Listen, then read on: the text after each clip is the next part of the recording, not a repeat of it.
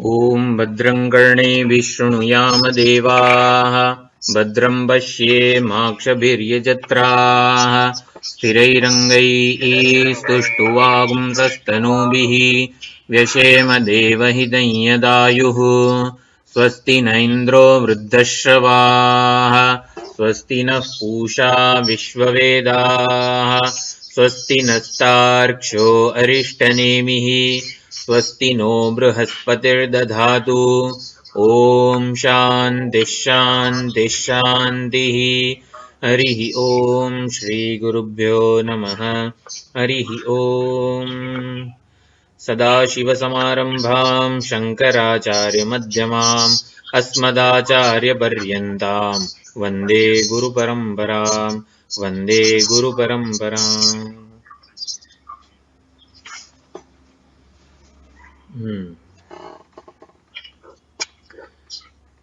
તો ગયા ક્લાસમાં મુંડક ઉપનિષદ, મુંડક જે નામ છે, મુંડ એટલે માથું મુંડન, માથે મુંડન કરાવેલો સાધુ, અને અથવા તો આ જે મસ્તક ઉપરના જે વાળ છે એ આસક્તિ કે અજ્ઞાનનું પ્રતીક છે.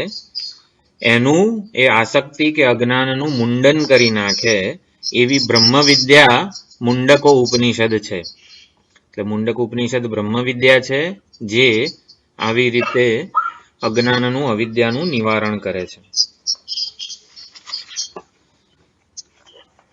અને ખૂબ જ મહત્વનું આ બ્રહ્મ વિદ્યાના જે સાધક છે એના માટે મહત્વનું આ ઉપનિષદ છે એ જોયું.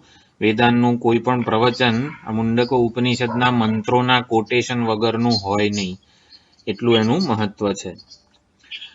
હજી પ્રથમ મંત્ર છે એ જોતા હતા આપણે. દરેકે દરેક જે મંત્ર, એ મંત્રના દરેક શબ્દનો શું તાત્પર્ય છે? તાત્પર્ય છે એના કરતા વધારે અગત્યનું મારા જીવન સાથે કઈ રીતે આ સંબંધિત છે એ મુખ્યત્વે જોવાનો આપણો પ્રયાસ છે.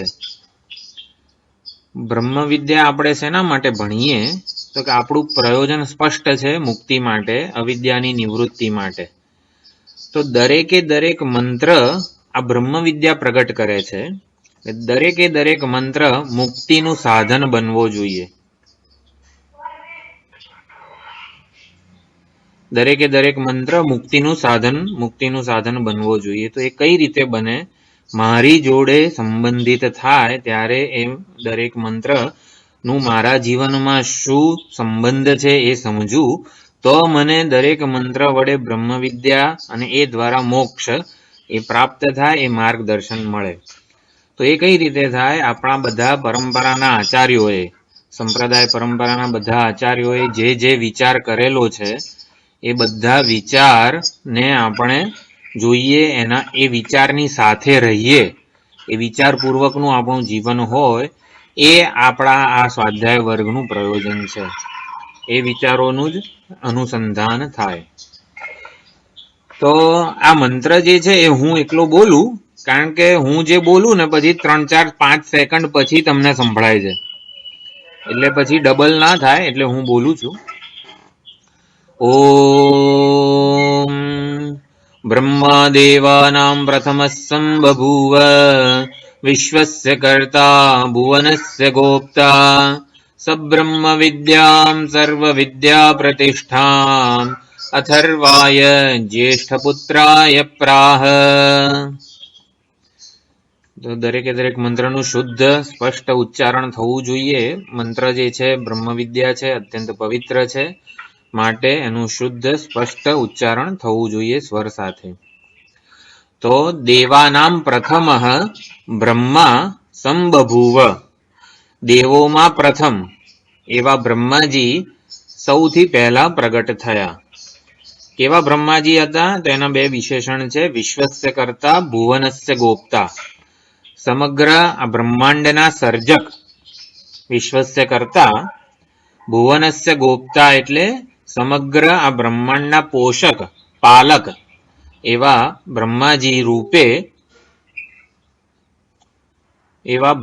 રૂપે ભગવાન સ્વયં પ્રગટ થયા.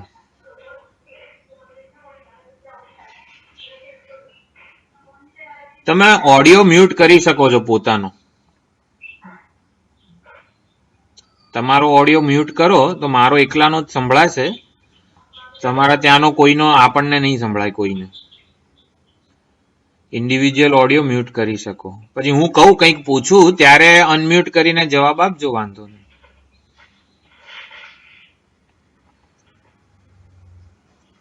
તો વિશ્વના સર્જક અને ત્રિલોકીના પોષક એવા બ્રહ્માજી રૂપે ભગવાન સ્વયં પ્રગટ થયા છે. સંબભુવ શબ્દ એટલા માટે મહત્વનો છે કે ભગવાન જ સ્વયં બ્રહ્માજી રૂપે પ્રગટ થયા છે. એ બ્રહ્માજી રૂપે પ્રગટ થયેલા ભગવાને સમસ્ત વિદ્યાની આધારભૂત એવી બ્રહ્મ વિદ્યાનો પોતાના સૌથી મોટા પુત્ર અથર્વાને ઉપદેશ કર્યો.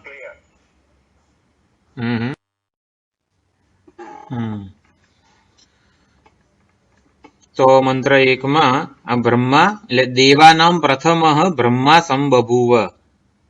તો દેવતાઓમાં પહેલા બ્રહ્માજી પ્રગટ થયા. તો બ્રહ્માજી શું સૂચવે છે? અંતઃકરણ.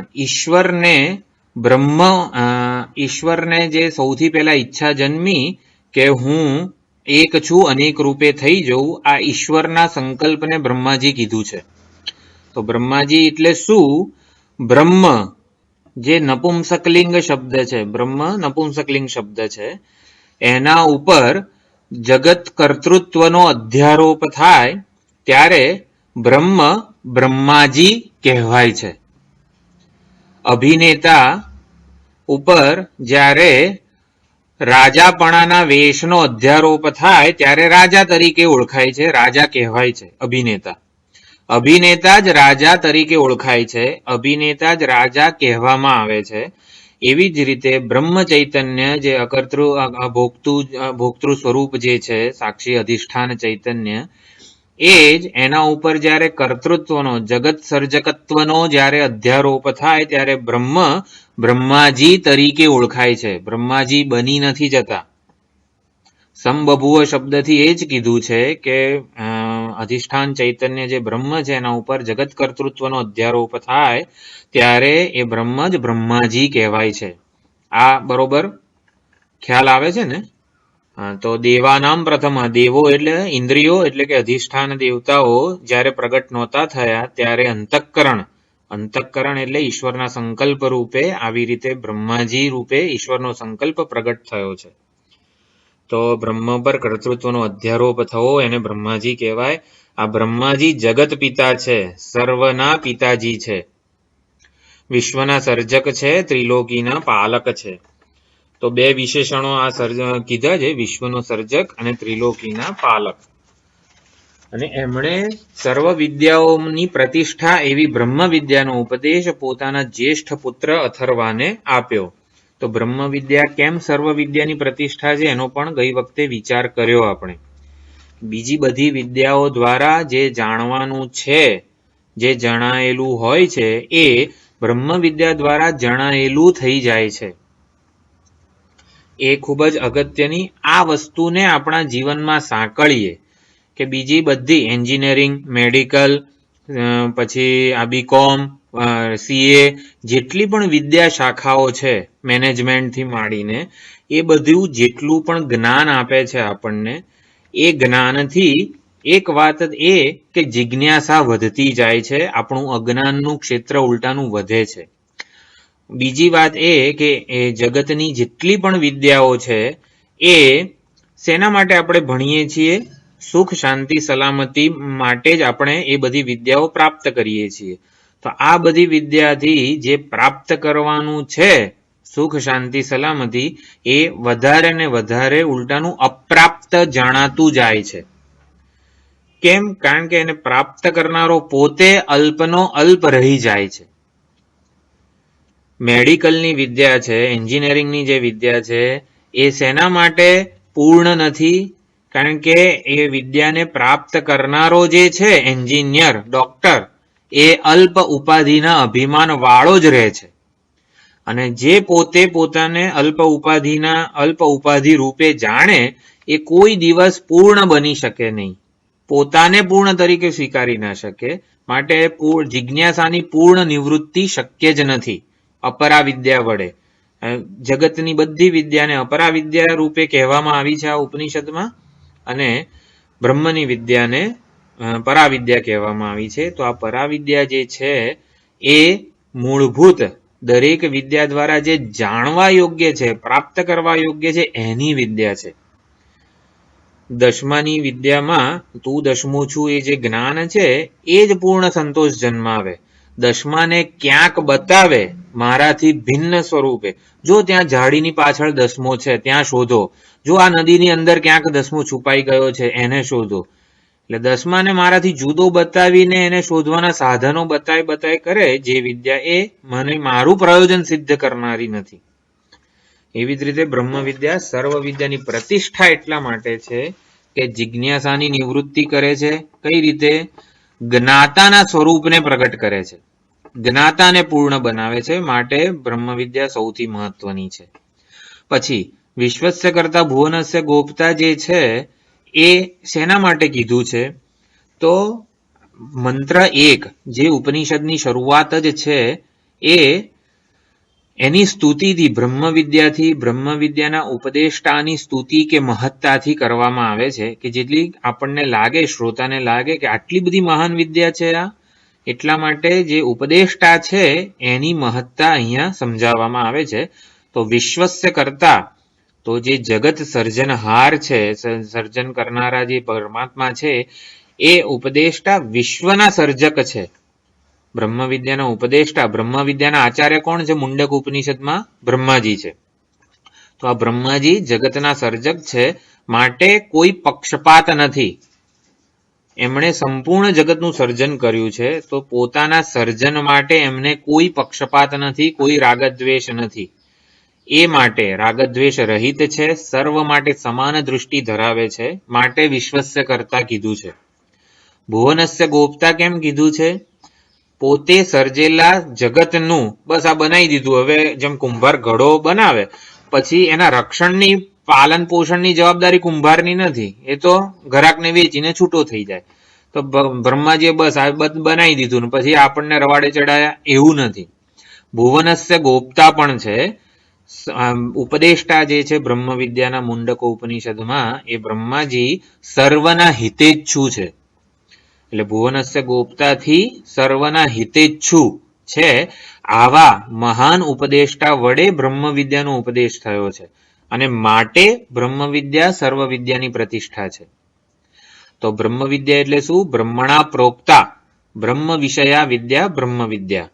એવી રીતે બ્રહ્માજી વડે ઉપદેશાયેલી છે, બ્રહ્મ વિષયક આ વિદ્યા છે. પછી હજી એક પાસું જોઈ લઈએ. સર્વ વિદ્યા પ્રતિષ્ઠા એટલે સર્વ વિદ્યા પ્રતિષ્ઠા કેમ કીધી છે? કારણ કે જ્ઞાતાનું સ્વરૂપ પ્રગટ કરે છે, જ્ઞાતાને પૂર્ણ બનાવે છે, સર્વ જિજ્ઞાસાની નિવૃત્તિ કરે છે, પૂર્ણ સંતોષ જન્માવે છે અને અપરિચ્છિન્ન વસ્તુનું જ્ઞાન પ્રદાન કરે છે. ફિઝિક્સ, મેડિકલ, ક્વોન્ટમ ફિઝિક્સ કે ગમે તે વિદ્યા શાખા દ્વારા જે વસ્તુનું જ્ઞાન પ્રાપ્ત થાય છે એ પરિચ્છિન્ન, એક અણુ, પરમાણુ કે ક્વોન્ટમ, ગોડ પાર્ટિકલ, બોઝોન પાર્ટિકલ, એક અત્યંત અલ્પ વસ્તુનું જ્ઞાન પ્રાપ્ત થાય છે, માટે પૂર્ણ સંતોષ નથી જન્માવતું. જ્યારે બ્રહ્મ વિદ્યા અપરિચ્છિન્ન, દેશ કાળ વસ્તુની કોઈ સીમાને જે સ્પર્શી ન શકે એવા અપરિચ્છિન્ન બ્રહ્મ તત્વનું, મૂળભૂત તત્વનું પ્રતિપાદન કરે છે, એને પ્રગટ કરે છે. એને જાણવાથી સમગ્ર જગતના બધા સમીકરણોનું સમાધાન થઈ જાય છે. માટે એ બ્રહ્મ વિદ્યા સર્વ વિદ્યાની પ્રતિષ્ઠા છે. એક વસ્તુને એ જેમ સુવર્ણને જાણી લઉં, સુવર્ણનો સાક્ષાત્કાર થાય તો બધા અલંકારો જણાયેલા થઈ જાય, એમ વૈજ્ઞાનિકો જે એક ફંડામેન્ટલ બિલ્ડિંગ બ્લોક એટલે કે મૂળભૂત બંધારણીય એકમને શોધી રહ્યા છે.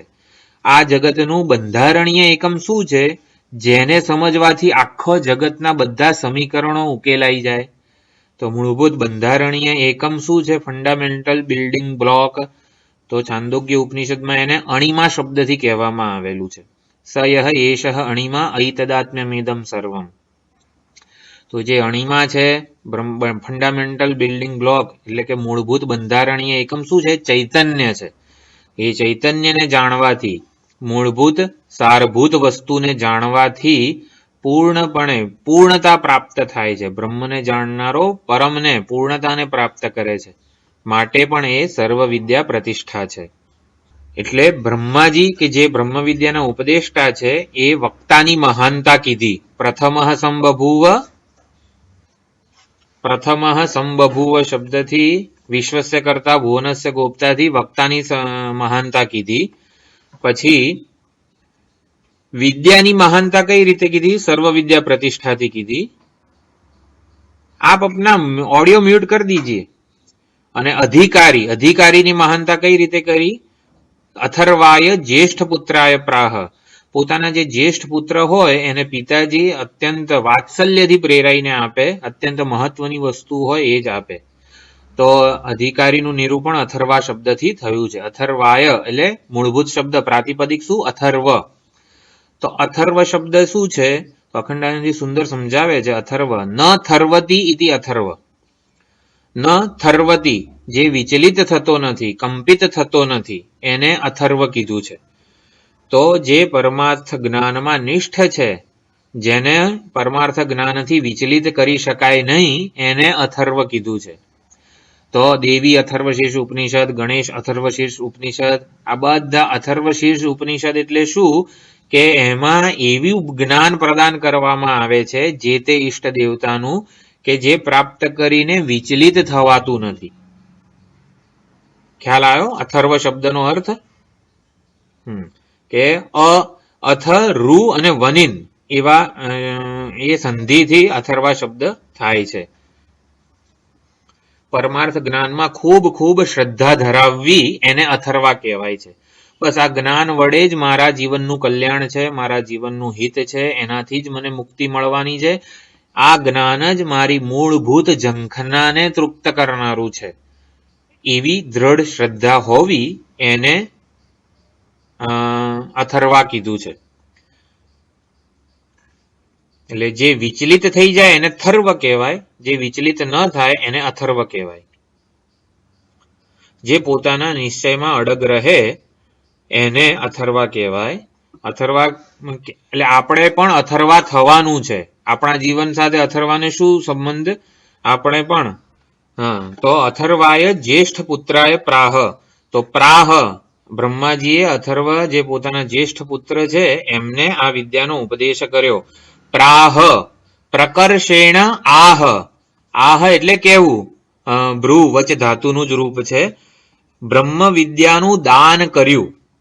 બ્રહ્માજીએ અથર્વાને બ્રહ્મ વિદ્યાનું દાન કર્યું. તો વિચાર દીક્ષા, બ્રહ્મ વિદ્યાની દીક્ષા આપી. આપણા જે બ્રહ્મ વિદ્યાના ઉપદેષ્ટા છે એ ગુરુઓ વિચાર દીક્ષા આપે છે. એ કોઈ સ્પર્શ દીક્ષા, માથે પીછું ફેરવવું વગેરે દીક્ષા નથી આપતા. વિચાર દીક્ષા આપે છે. બ્રહ્મ વિદ્યા એટલે શું? બ્રહ્મ વિચાર. તો વેદાંત શ્રવણ મનન નિધિધ્યાસનને વેદાંત વિચાર કહેવામાં આવે છે. તો આપણા બધા પરંપરાના આચાર્યો જે છે એ વિચાર દીક્ષા આપે છે શિષ્યને. પોતે જે વિચારમાં નિષ્ઠ છે એ વિચાર જ શિષ્યને આપે છે. તો પ્રાહ એટલે બ્રહ્મ વિદ્યાની દીક્ષા, વિચાર દીક્ષા આપવી. એમાં બે વસ્તુ હોય છે. ગુરુના શ્રી મુખેથી શાસ્ત્રોનો ઉપદેશ થાય અને શિષ્ય શ્રદ્ધાપૂર્વક એનું ગ્રહણ કરે. તો શિષ્યની અધિકારીની કઈ વિશેષતા છે? અથર્વા શબ્દથી કીધી. જે શ્રદ્ધાવાન લભતે જ્ઞાનમ તત્પરઃ સંયતેન્દ્રિય. શ્રદ્ધાવાન, તત્પરતા અને સંયતેન્દ્રિય આ શિષ્યની વિશેષતાઓ છે. એ અથર્વા શબ્દથી કીધી. તો શિષ્ય શ્રદ્ધા ધરાવે છે, ભક્તિ ધરાવે છે ગુરુ માટે. એટલે શિષ્ય પોતાના શરીર, ઇન્દ્રિય, મન, બુદ્ધિ, તન, મન, ધન બધું ગુરુજીને આપે છે. જો આપણે પ્રાહ શબ્દનો અર્થ જોઈ રહ્યા છીએ, શિષ્ય પોતાની શરીર, ઇન્દ્રિય, મન, બુદ્ધિ, પોતાનું આખા વ્યક્તિત્વનું જે સામર્થ્ય છે એ ગુરુજીના ચરણે સમર્પિત કરે છે. એટલે શિષ્ય પણ કંઈક આપે છે બ્રહ્મ વિદ્યામાં, બ્રહ્મ વિદ્યાની પ્રાપ્તિ માટે. શું આપે છે? પોતાનું અજ્ઞાન આપે છે. અને ગુરુજી શું આપે છે? પોતાનું જ્ઞાન આપે છે. શિષ્ય પણ મહાન વસ્તુ કરે છે, પોતાનું અજ્ઞાન સમર્પિત કરે છે. શિષ્ય પોતાનું, એ શિષ્યનું દાન છે કે પોતાનું અજ્ઞાન, પોતાના અજ્ઞાન કલ્પિત વ્યક્તિત્વના આગ્રહો આ બધું ગુરુજીના ચરણે સમર્પિત કરે છે. એટલે હવે એને સત્યતા આપતો નથી. અજ્ઞાનને સમર્પિત કરવાનું છે ભગવાનના ચરણોમાં, ગુરુજીના ચરણોમાં. એટલા માટે શિષ્યના પક્ષે પણ મહાન દાન રહેલું છે. આ બ્રહ્મ વિદ્યાના પ્રયત્નમાં. શું દાન છે? પોતાનું અજ્ઞાનનું દાન કરી દેવું, પોતાના ઉપાધિનું અને ઉપાધિના સામર્થ્યનું અભિમાન નહીં કરવાનું. અભિમાન એટલે અહીંયા તાદાત્મ્ય, એમાં અહંભાવ નહીં કરવાનો. એ શિષ્ય પણ દાન કરે છે. ગુરુજી શું દાન કરે છે? ગુરુજી પોતાનું જે ચૈતન્ય સ્વરૂપ છે એનું દાન કરે છે. એ શિષ્યને અજ્ઞાનમાંથી ઉદ્ધારે છે અને પોતાના ચૈતન્ય સ્વરૂપે જ એને બનાવી દે છે, ચૈતન્ય સ્વરૂપે જ પ્રગટ કરે છે. એટલે આ પ્રાહ શબ્દથી કીધું. એટલે અથર્વાય જ્યેષ્ઠ પુત્રાય પ્રાહ, જ્યેષ્ઠ પુત્ર જે છે એનું બ્રહ્મ વિદ્યાનું દાન કર્યું બ્રહ્માજીએ. તો બ્રહ્મ વિદ્યાની સુંદર સ્તુતિ થઈ રહી છે એકાદ બે મંત્રોમાં. એટલે એની જ મહાનતા પાછી બીજા મંત્રમાં પ્રગટ કરે છે. તો હું બીજો મંત્ર બોલું છું. અથર્વણેયામ પ્રવદેત બ્રહ્માથર્વા તામ પુરોવાચાંગિરે બ્રહ્મ વિદ્યામ સ ભારદ્વાજાય સત્યવહાય પ્રાહ ભારદ્વાજોંગિરસે પરાવરામ. તો પરાવરામ બ્રહ્મ વિદ્યામ. તો સુંદર અહીંયા વિશેષણો છે બધા. તો અથર્વણે યામ પરાવરામ બ્રહ્મ વિદ્યામ બ્રહ્મા પ્રવદેત. એટલે બ્રહ્માજીએ અથર્વાને જે બ્રહ્મ વિદ્યા ઉપદેશી હતી પૂર્વકાળે, પુરોવાચા એટલે પુરો એટલે કે પહેલા પૂર્વકાળમાં, એ અથર્વાએ અંગી ઋષિને કહી. અંગી ઋષિને એનો ઉપદેશ આપ્યો. બ્રહ્મ વિદ્યાની અહીંયા સંપ્રદાય પરંપરાનો ઉલ્લેખ છે. તો બ્રહ્માજીએ અથર્વા ઋષિને જે બ્રહ્મ વિદ્યાનો ઉપદેશ આપ્યો હતો એ જ અથર્વાએ અંગી ઋષિને કર્યો. અંગીએ એ જ બ્રહ્મ વિદ્યાનો ઉપદેશ ભરદ્વાજના પુત્ર સત્યવહને કહ્યું. સત્યવહ શબ્દ છે, સત્યવહાય રામાય. તો એવી રીતે સત્યવહ ઋષિને, સત્યવહ જે શિષ્ય છે એને કીધું. પછી સત્યવહે આ પ્રકારે ગુરુ શિષ્ય પ્રમાણે જે પ્રાપ્ત થયેલી વિદ્યા હતી એ વિદ્યા સત્યવહે અંગીરા ઋષિને કીધી. અંગીરા ઋષિને કીધી. એટલે પહેલા અંગી ઋષિ છે વચ્ચે, અથર્વાએ અંગી ઋષિને કીધી. અને અત્યારે છેલ્લે સત્યવહ નામના ઋષિએ પોતાના શિષ્ય અંગીરા અથવા તો અંગીરસ એ ઋષિને આ બ્રહ્મ વિદ્યાનો ઉપદેશ કર્યો. તો અહીંયા મહત્વના શબ્દો છે પરાવરામ. પરાવરામ એટલે પરમાંથી અવરને પ્રાપ્ત થયેલી. પર એટલે કે જે ગુરુ છે એ શિષ્યને આ બ્રહ્મ વિદ્યાનું દાન કરે છે, અથવા તો ઉત્કૃષ્ટમાંથી એના ઉતરતા એટલે કે ગુરુમાંથી શિષ્યો તરફ આ વિદ્યા વહી રહી છે. પછી જે શિષ્ય છે એ પોતે પાછો ઉત્કૃષ્ટ જ બની જાય છે આ વિદ્યાની મહત્તાને લીધે. એ શિષ્ય સ્વયં ગુરુ બને છે અને પોતાના શિષ્યને એ અવર શિષ્યને આપે છે. એટલે પર એવા ગુરુ છે, અવર એવો શિષ્ય છે. તો દરેક વખતે આ સંપ્રદાય પરંપરામાં એક મહાન વસ્તુ એ છે કે એની એ જ બ્રહ્મ વિદ્યા ગુરુથી શિષ્ય પ્રતિ શિષ્ય એનું દાન થાય છે, ઉપદેશવામાં આવે છે. જેમ એક મીણબત્તી હોય, એ મીણબત્તી પ્રગટેલી હોય તો બીજી મીણબત્તી એના વડે પ્રગટાવવામાં આવે તો કંઈ પહેલી મીણબત્તીની જ્યોત પ્રકાશ ઓછો થતો નથી, ઉલટાનું બીજી મીણબત્તીમાં એ જ્યોત સંક્રમિત થાય. એવી રીતે ગુરુજી જ્યારે ઉપદેશે છે આ બ્રહ્મ વિદ્યાને, નવપલ્લવિત થતી રહે છે હર હંમેશા. દરેક શિષ્યની પોતાની ઉપદેશ આપવાની પદ્ધતિ જુદી હોઈ શકે છે, એમાં ક્રાંતિ આવી શકે છે. દરેક વખતે દરેક આચાર્ય પરંપરાની જે કડી છે એ કડી એક યુનિક વસ્તુ છે. બ્રહ્મ વિદ્યાનું સ્વરૂપ એનું એ જ હોય છે, બ્રહ્મ વિદ્યાનો ઉપદેશ એનો એ જ હોય છે. બ્રહ્મ વિદ્યાના ઉપદેશની પદ્ધતિ, એનું પ્રાગટ્ય દરેક ગુરુ જુદી રીતે કરી શકે છે. જેમાં કે દ્રષ્ટાંત જુદા હોઈ શકે છે, એવી રીતે ઉપદેશ એનો એ જ હોય છે, ઉપદેશની પદ્ધતિ જુદી હોઈ શકે છે. જે મીણબત્તીની જ્યોતમાં ઘટાડો થતો નથી એવી રીતે બ્રહ્મવિદ્યાના સ્વરૂપમાં કોઈ પરિવર્તન આવતું નથી. બ્રહ્મવિદ્યા પૂર્ણ જ રહે છે, પૂર્ણ વિદ્યા સ્વરૂપે જ રહે છે. અને આવી રીતે વિદ્યા સંપ્રદાય પરંપરામાં આગળ વધતી રહે છે. તો ગુરુ શિષ્યની પરંપરા દ્વારા વિદ્યા સમૃદ્ધ બને છે. એટલે વિદ્યા સમૃદ્ધ બને છે, એના અનેક પાસા ખીલે છે. જેમ કે અનુભૂતિ પ્રકાશના વિદ્યારણ્ય સ્વામી હોય તો એ કેવી સુંદર યુક્તિઓથી એકની એક વસ્તુને સમજાવે છે.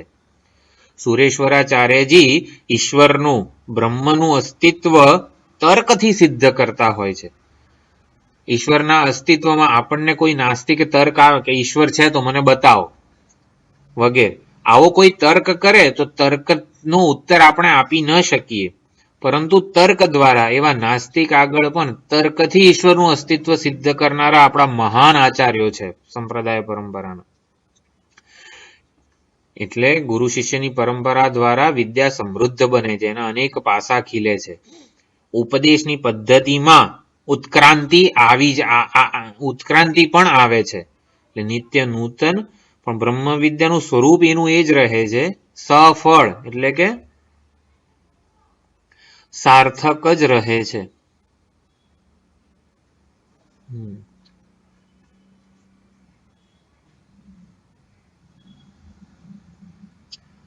બ્રહ્મ વિદ્યા સફળ એટલે કે સાર્થક જ રહે છે હંમેશા.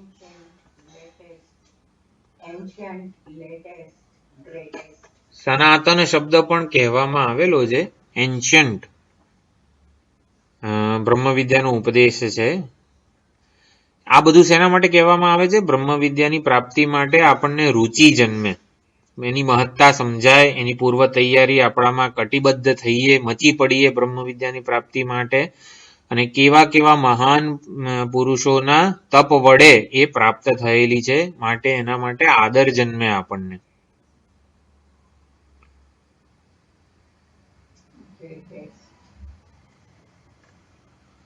એટલે અથર્વાએ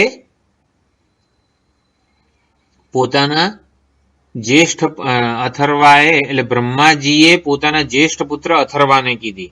તો બ્રહ્માજી શું? અંતઃકરણનું પ્રતીક છે.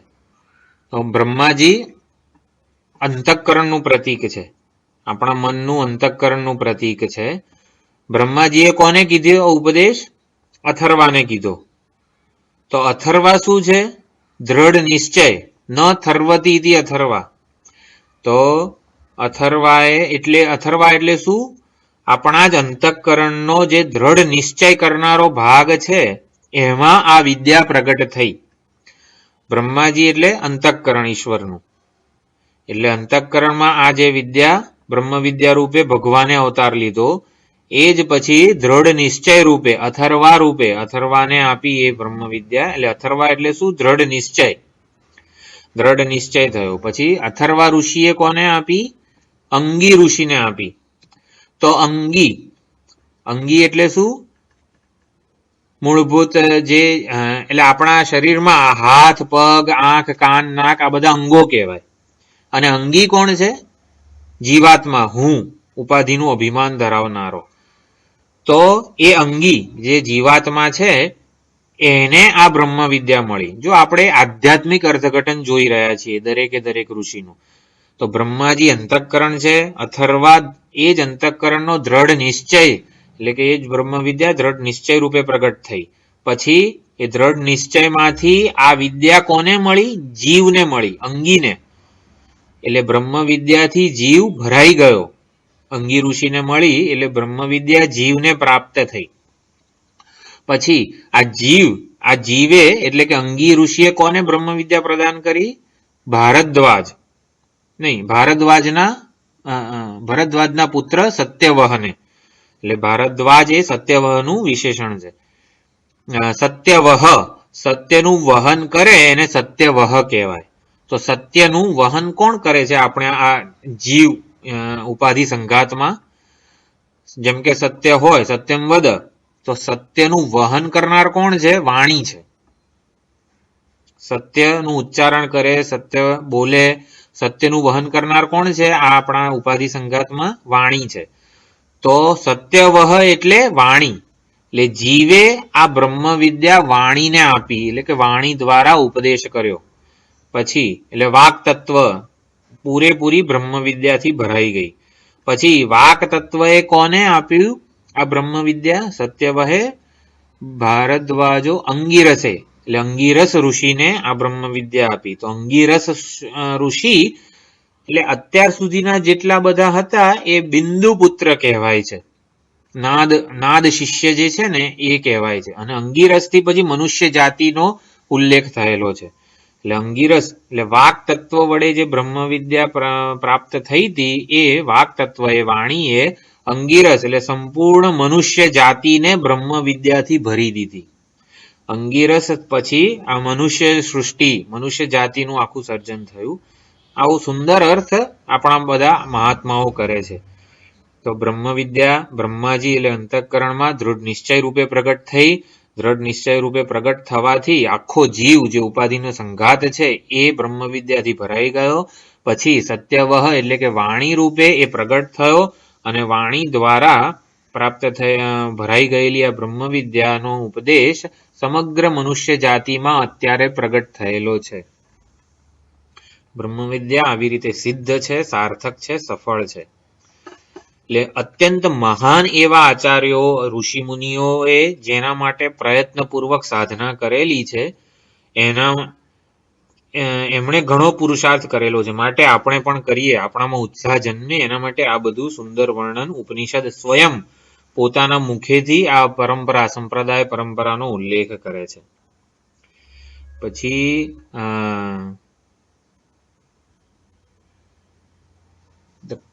સર્વજ્ઞ સ્વયં પ્રકાશ ગીરી નામના આચાર્ય છે એ સુંદર સમજાવે છે કે આ બીજો મંત્ર એમાં આવી સંપ્રદાય પરંપરાનું વર્ણન કેમ કર્યું છે ઉપનિષદે.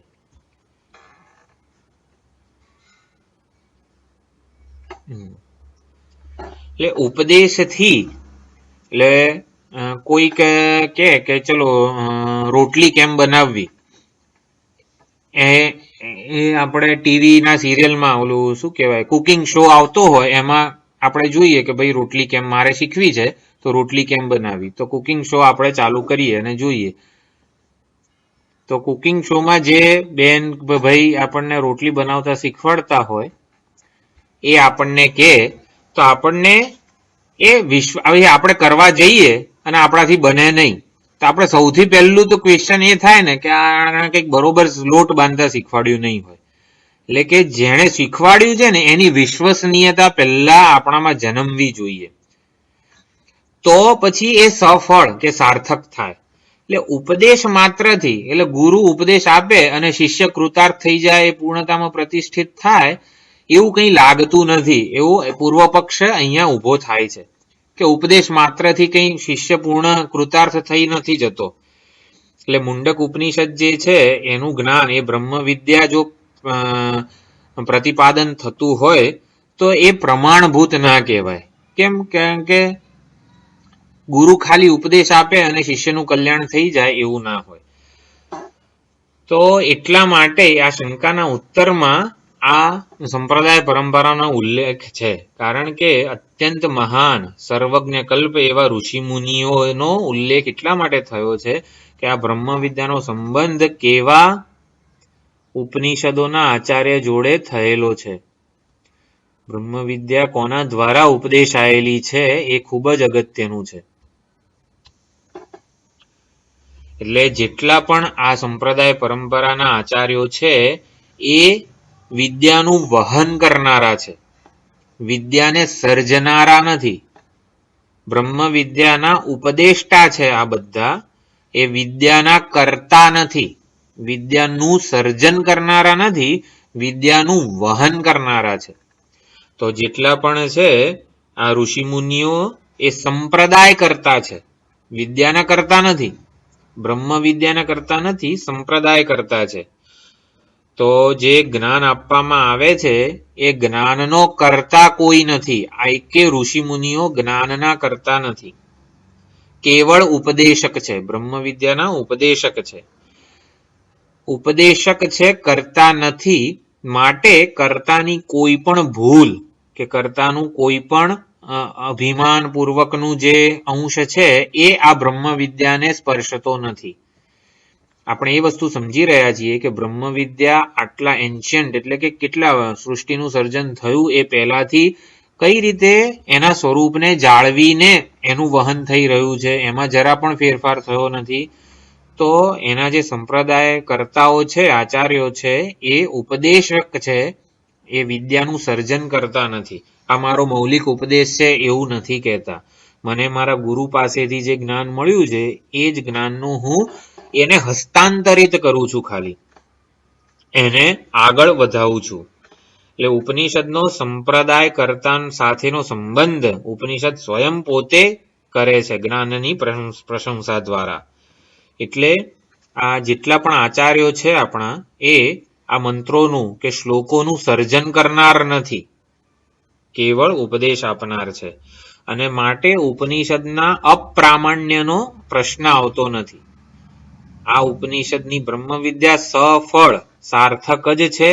શિષ્યના અજ્ઞાનને, એનું શ્રદ્ધાપૂર્વક અધ્યયન કરનારનું અજ્ઞાનને નિવૃત્ત કરે જ છે. માટે એ ખૂબ જ અગત્યની છે, એ પ્રમાણભૂત છે. ગુરુના કોઈ પણ દોષો આ ઉપનિષદના અપ્રામાણ્યમાં આવતા નથી. એટલે કે ગુરુના કોઈ દોષો હોય જ નહીં, અને એટલા માટે ઉપનિષદ કે બ્રહ્મ વિદ્યાનું અપ્રામાણ્ય આવતું નથી. એ સફળ છે, સાર્થક છે. આમ જ્ઞાનની મહત્તા અને સ્તુતિ કરવામાં આવી છે આ સંપ્રદાય પરંપરા દ્વારા. અને માટે શ્રોતા જે છે અત્યંત રસપૂર્વક આ ઉપનિષદને અધ્યયન કરે, સાંભળે. જ્ઞાનનું ફળ શું છે? મુક્તિ. તો જ્ઞાનનું જે ફળ છે એ જ ઉપનિષદનું પ્રયોજન પણ છે. આ ઉપનિષદ શેના માટે ભણીએ છીએ આપણે? મુક્તિ માટે, મોક્ષ માટે. તો જે જ્ઞાનનું બ્રહ્મ વિદ્યાનું ફળ છે એ જ ઉપનિષદનું પણ પ્રયોજન છે. અને જે પ્રયોજન છે એ સિદ્ધ છે. મોક્ષરૂપી પ્રયોજન સિદ્ધ છે, સાધ્ય નથી. સાધ્ય એટલે પ્રાપ્ત કરવાનું હોય એને સાધ્ય કહેવાય. તો મોક્ષરૂપી પ્રયોજન સિદ્ધ જ છે, એ સાધ્ય નથી, પ્રાપ્ત કરવાનું નથી. જો પ્રયોજન સિદ્ધ જ હોય તો પછી ભણવાનું શેના માટે? ભણીને જે પ્રાપ્ત કરવાનું છે એ મને ઓલરેડી પ્રાપ્ત જ હોય તો પછી ભણવાનું શેના માટે? એટલે આપણે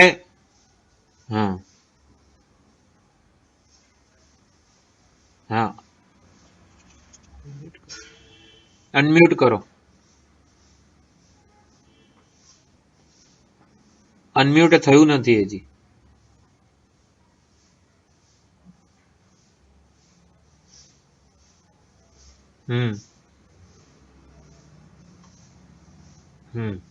બરોબર.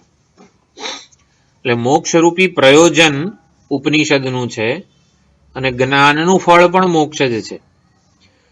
તો સાધ્ય આપણે કરવાનું છે શું? બ્રહ્મ વિદ્યા મુંડક ઉપનિષદના અધ્યયનથી મોક્ષ પ્રાપ્ત કરવાનો નથી, કારણ કે એ સિદ્ધ છે, પ્રાપ્ત જ છે. તો કરવાનું છે શું? મોક્ષથી ઉપલક્ષિત. મોક્ષનો અર્થ શું થાય? અવિદ્યાની નિવૃત્તિ. તો ભ્રાંતિની નિવૃત્તિ કે અવિદ્યાની નિવૃત્તિ સાધ્ય છે, પ્રાપ્ત કરવાની છે, મોક્ષ પ્રાપ્ત કરવાનો નથી. પછી શેના માટે મુંડક ભણો છો તમે? તો કે મોક્ષ માટે. મોક્ષ માટે નહીં બોલવાનું. શેના માટે? અવિદ્યા નિવૃત્તિ માટે ભણવાનું છે. અજ્ઞાનના નિવારણ માટે, આવરણ ભંગ માટે અમે મુંડક ઉપનિષદનો સ્વાધ્યાય કરીએ છીએ. એટલે અજ્ઞાનની નિવૃત્તિ સાધ્ય છે, મોક્ષ સિદ્ધ જ છે. આ સિદ્ધાંતમાં બહુ જ પણ સ્પષ્ટ રાખવાનું કે મારે કોઈ નવી સાધના કે નવો અનુભવ પ્રાપ્ત કરવાનો નથી. આ ખૂબ જ અગત્યનું દરેક સાધક માટે છે. જેને પ્રાપ્ત કરવા હું મથી રહ્યો છું એ મને પ્રાપ્ત જ છે. એની પ્રાપ્તિ આડેના અવરોધોની નિવૃત્તિ કરવાની છે. એટલે મોક્ષ કૃતાર્થ એટલે કે પુરુષાર્થ જે છે એ એટલે મોક્ષનો જ ઉપદેશ આ બ્રહ્મ વિદ્યા વડે મુંડકો ઉપનિષદથી થયેલો છે. તો આપણે પ્રયત્ન અજ્ઞાન નિવૃત્તિનો કરવાનો છે. ગુરુ કૃપાથી જ આ રહસ્ય ખુલે છે. ગુરુ કૃપાથી જ આ રહસ્ય કે મોક્ષ એ સિદ્ધ જ છે, પ્રાપ્ત જ છે. કેવળ અજ્ઞાનનું નિવારણ, ભ્રાંતિનું નિવારણ કરવાનું છે. આ રહસ્ય, આ જ વેદોનું તાત્પર્ય છે, આ જ ઉપનિષદો એમાં જ પ્રમાણભૂત છે. તો એના માટે આ ગુરુ કૃપાથી જ આ રહસ્ય ખુલે છે. પછી આ સંપ્રદાય પરંપરાના આ શ્લોકમાં સૌથી છેલ્લે પરાવરામ શબ્દ કીધો. એટલે પર એટલે પરમાત્મા, અવર એટલે જીવ. તો જીવ અને બ્રહ્મના ઐક્યનું પ્રતિપાદન થયેલું છે બ્રહ્મ વિદ્યા વડે, માટે પણ પરાવરામ કીધી. અને આજે જે શિષ્ય છે એ કાલે ગુરુ બની એટલે કે પર બની જશે. આજે જે અવર છે એ આ વિદ્યા ગુરુ પાસેથી પ્રાપ્ત કરીને પર બની જાય, માટે પણ પરાવરામ કીધું છે. અને બીજો અર્થ પરહ પરમાત્મા, અવરહ પ્રત્યેગાત્મા. એક બીજું પણ સમજી લેવાનું કે આપણે બ્રહ્મ વિદ્યાનું પ્રયોજન શું છે. પ્રયોજન એટલે કે જે સમજવાનું છે આ ઉપનિષદના અધ્યયનથી. આપણે ઈશાવાસ્યમાં, કૈવલ્યમાં પણ આનો વિચાર કર્યો કે જે આ ઉપાધિનું સત્ય છે, આ ઉપાધિનું સત્ય શું છે? પ્રત્યેગાત્મા કે સાક્ષી ચૈતન્ય. આ સાક્ષી ચૈતન્ય આ ઉપાધિનું સાચું સ્વરૂપ છે. એ જ આ બધી ઉપાધિ, બધા નામરૂપનું પણ સત્ય છે. જેમ કે સૂર્ય જે છે, બિંબ છે, એનું એક ડોલમાં પ્રતિબિંબ પડે છે. હવે પ્રતિબિંબને ઉપદેશ આપવાનો છે. પ્રતિબિંબ પોતાને પાણીના ધર્મો યુક્ત માને છે કે હું હલું છું, હું ડોળું થઈ ગયો છું. તો પ્રતિબિંબને ઉપદેશ આપવામાં આવે છે કે તું બિંબ રૂપ સૂર્ય છે.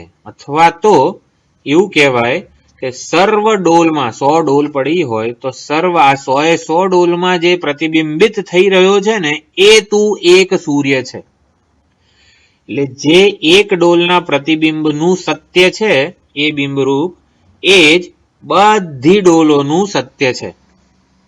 જે એક ઉપાધિનું સત્ય છે એ જ બીજી બધી ઉપાધિનું સત્ય છે. આવી રીતે કહેવામાં આવે છે કે હે ત્વમપદ, હે જીવ, તું સર્વાત્મા છે. એટલે કે જે તું પોતાને એક ઉપાધિમાં મર્યાદિત માને છે એ જ તું બધી ઉપાધિમાં અનુગત છે, વ્યાપ્ત છે.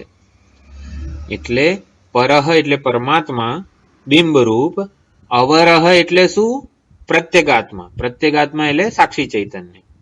એ બંનેની એટલે તદ્ગત વિશેષાંશ અપાય. એટલે પ્રત્યેગાત્મા એટલે પ્રતિબિંબનો ખ્યાલ આપણા મનમાં જન્મે ત્યારે પ્રતિબિંબ હંમેશા એ ડોલ અને પાણી સહિતનું જ હોય એવો ખ્યાલ આવે છે. તો પ્રતિબિંબ માંથી ડોલ અને પાણી જતા રહે તો પ્રતિબિંબ કઈ રીતે ઓળખાય? બિંબ રૂપે જ કહેવાય. પ્રતિબિંબ સૂર્ય બિંબ જેવું જ અત્યંત પ્રકાશશીલ છે, અત્યંત આંખોને આંજી દેનારું છે. એટલે પ્રતિબિંબ જેને હું જોઈ રહ્યો છું, અનુભવી રહ્યો છું, એમાંથી ડોલ અને પાણી જતા રહે, અથવા તો ડોલ અને પાણીનો હું નિષેધ કરી નાખું તો પછી શું રહે?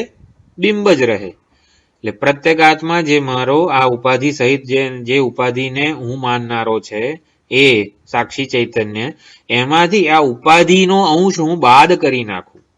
એટલે કે પ્રત્યેગાત્માની જે ઓળખાણ છે એમાંથી આ ઉપાધિ રૂપી ઓળખાણનો નિષેધ થઈ જાય ત્યારે એ પરમાત્મા પરહ રૂપે જ અવશિષ્ટ રહે છે.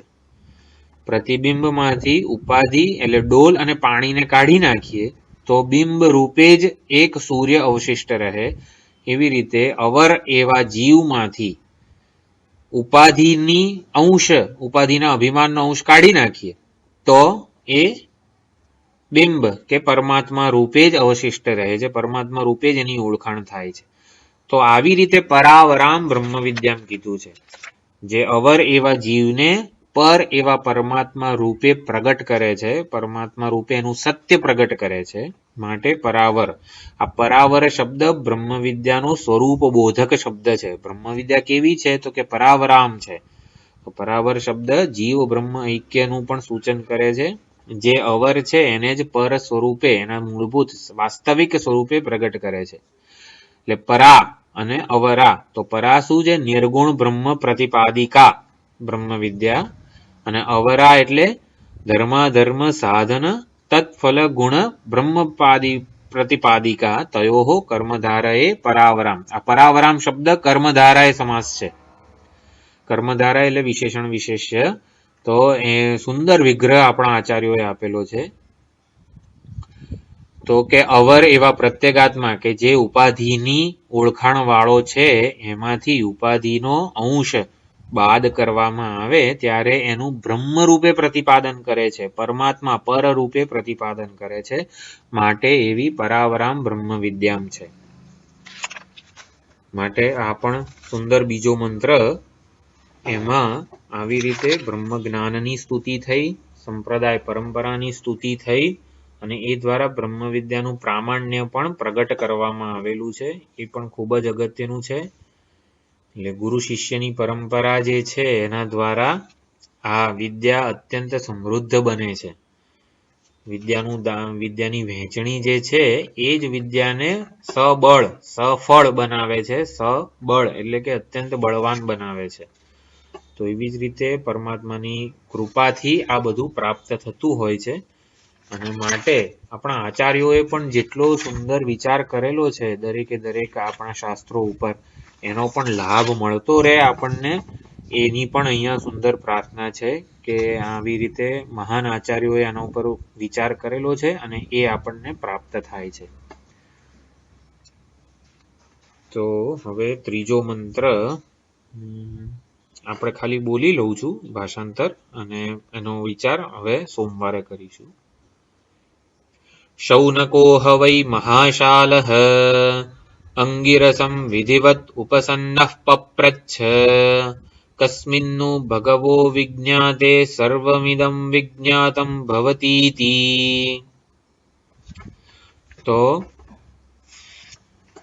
આખી જે બીજા મંત્રમાં જે છેલ્લે અંગિરસે પરાવરામ, તો અંગિરસ ઋષિ હતા, એવા અંગિરા ઋષિ પાસે વિધિપૂર્વક વિધિવત ઉપસન્ન એટલે ઉપસદન, વિધિપૂર્વક ઉપસદન કરવું એટલે ગુરુની પાસે એટલે શરણાગતિ સ્વીકારીને જવું.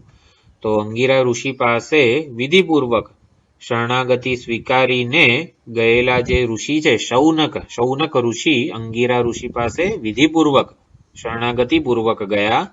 એ શૌનક કોણ હતા? મહાશાલહ, એટલે શૌનકો વૈ મહાશાલહ. તો એ પ્રસિદ્ધિ. શૌનક જેવા મહાન જે ઋષિ, મહાગૃહસ્થ ઋષિ હતા ને, એ પણ બ્રહ્મ વિદ્યાની પ્રાપ્તિ માટે આવી રીતે અંગિરસ ઋષિ પાસે ગયા. અને વૈ આવી રીતે પ્રસિદ્ધિ અર્થે આ નિપાત છે. આવા મહાન શૌનક ઋષિ જે મહાન ગૃહસ્થ હતા, એવા પણ મહાગૃહસ્થ, મહાશાલહ એટલે મહાગૃહસ્થ એવા શૌનક ઋષિ વિધિપૂર્વક શરણાગતિ પૂર્વક અંગિરસ ઋષિ પાસે ગયા. અને પછી પપ્રચ્છ, પછી કેમ છો ભગવાન એવું નહીં, પપ્રચ્છ એમણે પ્રશ્ન પૂછ્યો. કસ્મિન્નું ભગવો વિજ્ઞાતે સર્વમિદં વિજ્ઞાતમ ભવતીતિ. તો મુંડક ઉપનિષદનું આ જે વાક્ય છે કસ્મિન્નું ભગવો વિજ્ઞાતે, એ પણ આપણને કંઠસ્થ થઈ જવું જોઈએ. આને પરિપ્રશ્ન કહેવાય કે એક ખાલી આ પ્રશ્ન જે છે એમાં સંપૂર્ણ બ્રહ્મ વિદ્યાનું સાધન સહિત ફળ સહિત પ્રતિપાદન ગુરુએ કરવું પડે. આ વાક્ય, આ જે મંત્રનું જે છે એ આપણે કંઠસ્થ કરવું જોઈએ. કસ્મિન્નું ભગવો વિજ્ઞાતે સર્વમિદં વિજ્ઞાતમ ભવતીતિ. એવું કયું તત્વ છે કે જેને જાણવાથી આ સર્વ જણાયેલું થઈ જાય છે? એવી કઈ વસ્તુ છે, કઈ એક વસ્તુના જ્ઞાનથી સર્વ વસ્તુઓનું જ્ઞાન થઈ જાય છે? તો આ સુંદર આ પ્રતિજ્ઞા છે, મુંડકો ઉપનિષદની પ્રતિજ્ઞા કહેવાય. એકના જ્ઞાનથી સર્વનું જ્ઞાન, આને પ્રતિજ્ઞા વાક્ય કહેવાય. કે એનું જ પ્રતિપાદન આખા ઉપનિષદમાં કરવામાં આવે છે. જુદી જુદી રીતે દરેક મુંડકમાં, દરેક ખંડમાં આ જ વસ્તુનું પ્રતિપાદન કરવામાં આવે છે. તો એવું કયું તત્વ છે જેને જાણવાથી જિજ્ઞાસા સમાપ્ત થઈ જાય છે, બીજા વસ્તુને જાણવાની ઈચ્છા જ રહેતી નથી? એવી કઈ વસ્તુ છે? તો પૂર્ણ વસ્તુને જાણીએ તો જ આપણી જિજ્ઞાસા નિવૃત્ત થાય. બીજું એક કે જ્ઞાતાનું સ્વરૂપ શું છે એવું જાણે કે પૂછવામાં આવી રહ્યું છે કે જ્ઞાતાના સ્વરૂપને જાણીએ તો પછી જ્ઞાતાની અલ્પતા બાધિત થઈ જાય અને બીજું કંઈ જાણવાનું રહેતું નથી. તો કસ્મિન્નું ભગવો વિજ્ઞાતે સર્વમિદમ વિજ્ઞાતમ ભવતી. હે ભગવાન, હે ભગવઃ. આમ તો ભગવત શબ્દ છે મૂળ પ્રાતિપદિક. ભગવત, ભગ ધરાવનાર, ધન ધરાવનારને ધનવાન કહેવાય, ભગ ધરાવનારને ભગવાન કહેવાય. પ્રકૃષ્ટ માત્રામાં જે ધન ધરાવે એને ધનવાન કહેવાય. એવી જ રીતે પ્રકૃષ્ટ અનંત માત્રામાં જે ભગ ધરાવે એને ભગવાન કહેવાય. તો ભગવન શબ્દની પ્રથમા વિભક્તિ ભગવાન થાય છે, સંબોધન ભગવન થાય છે.